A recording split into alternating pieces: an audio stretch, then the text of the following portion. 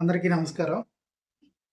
CM Chandrababu Naidu గారు, అలాగే విద్యాశాఖ మంత్రివర్యులు నారా లోకేష్ గారు నిన్నటి దినాన 12వ తేదీన అమ్మఒడి జీవోని విడుదల చేయడం జరిగింది.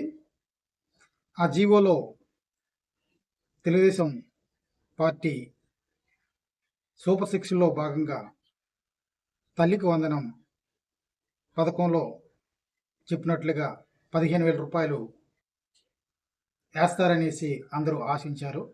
అయితే ప్రస్తుతం రాష్ట్ర ప్రభుత్వం తల్లికి వందనం అమ్మఒడి పథకంలో ఏదైతే రూల్స్ ఉన్నాయో ఆ రూల్స్ని యాజిటీజీగా అలాగే ఈ యొక్క ప్రభుత్వం కూడా అమలు చేస్తూ కొత్త జీవోని ప్రవేశపెట్టింది. కొత్త జీవోలో కొత్త విషయాలు ఏంటంటే ఎంతమంది పిల్లలు ఉంటే అంతమందికి కూడా ఈ యొక్క తల్లికి వందనం పథకానికి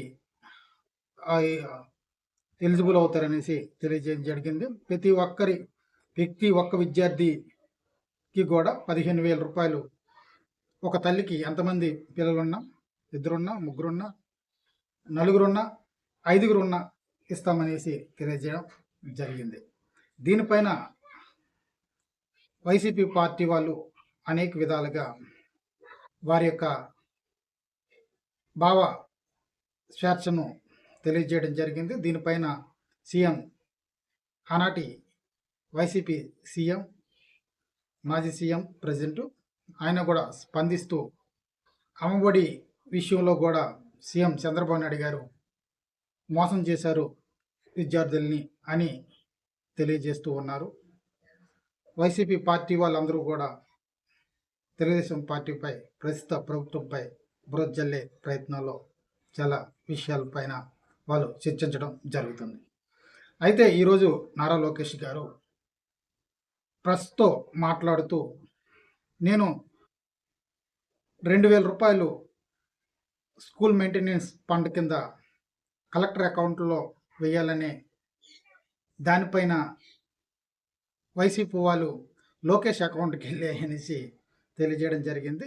కాబట్టి నేను వారిపైన న్యాయపరమైన చర్యలు తీసుకుంటాను. నిజంగా వారు నిరూపించాలి నా అకౌంట్కి వెళ్ళాయా లేవా అనేది. దానిపైన న్యాయపరమైన చర్యలు చేపడతారనేసి విద్యాశాఖ మంత్రి వర్యులు నారా లోకేష్ గారు చాలా సీరియస్ అయ్యారు.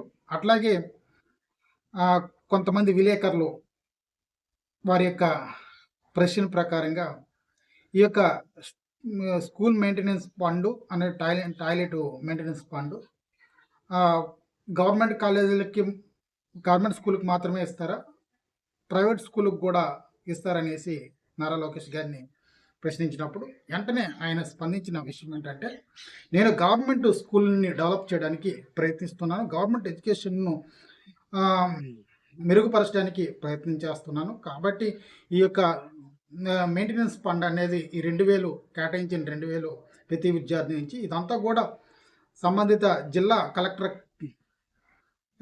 కార్యాలయంలో సెపరేట్ అకౌంట్ అనేది ఉంటుంది. ఆ అకౌంట్కి మాత్రమే వెళ్తాయి. ఈ ప్రైవేట్ కాలేజీలో చదివే పిల్లలు ఉంటారు కాబట్టి వాళ్ళకి కూడా మనం 15,000 రూపాయలు వేస్తున్నాం, కానీ వారి యొక్క స్కూల్కి మాత్రం ఈ 2,000 బదిలీ అవ్వవు అనేసి స్పష్టంగా తెలియజేయడం జరిగింది. కేవలం గవర్నమెంట్ స్కూళ్ళు అభివృద్ధి కోసం మాత్రమే ఈ యొక్క ఏదైతే టాయిలెట్ మెయింటెనెన్స్ ఫండ్ అయినా, స్కూల్ మెయింటెనెన్స్ ఫండ్ అనేది గవర్నమెంట్ స్కూళ్ళు డెవలపింగ్ మాత్రమే వాడుతాము అనేది ఖచ్చితంగా తెలియజేయడం జరిగింది. కాబట్టి అందరి అకౌంట్లో కూడా, ప్రతి ఒక్క తల్లి అకౌంట్లో కూడా వారికి సంబంధించిన పిల్లలు అమ్మఒడికి స్కీమ్కి ఎలిజిబుల్ అయిన పిల్లల డబ్బులన్నీ కూడా వారి అకౌంట్కి జమ చేయడం జరుగుతుందనేసి కూడా చెప్పారు. ఏవైనా నాన్ ఎలిజిబుల్ వస్తే, ఇన్ఎలిజిబుల్ వస్తే వారిని మన గ్రీవెన్స్లో పెడితే వారికి దానికి సంబంధించిన వివరాలు తెలియజేస్తూ వాళ్ళకి ఒకవేళ ఎలిజిబుల్ అయినట్లయితే వెంటనే వాళ్ళకి ఈ యొక్క తల్లికి వందనం స్కీము ఎలిజిబుల్ అయ్యేటట్లుగా వెంటనే ప్రక్రియ చేస్తామనేసి తెలియజేయడం జరుగుతుంది. కాబట్టి నారా లోకేష్ గారు ఈరోజు ప్రెస్ మీట్లో చెప్పే మాటల ప్రకారం చూస్తే గవర్నమెంట్ స్కూల్ యొక్క అభివృద్ధికి తన యొక్క ఆలోచన విధానాన్ని తెలియజేస్తున్నట్లుగా ఉన్నది.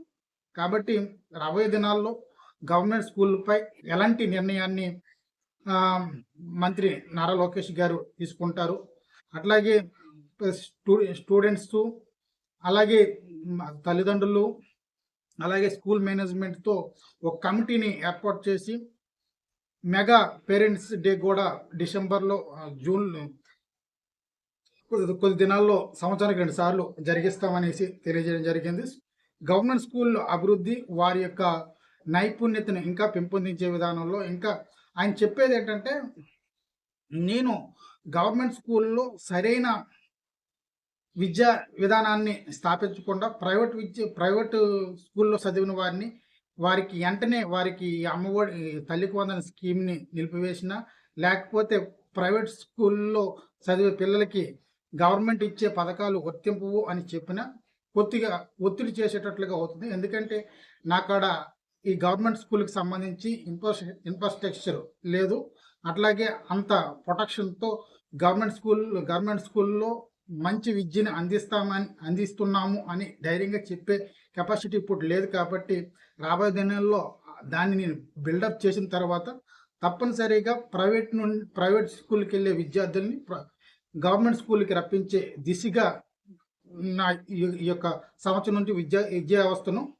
గవర్నమెంట్ విద్యా వ్యవస్థను ఇంకా బలపరుస్తాననేసి, అభివృద్ధి చేస్తాననేసి మంత్రి నారా లోకేష్ గారు స్పష్టంగా తెలియజేయడం జరిగింది.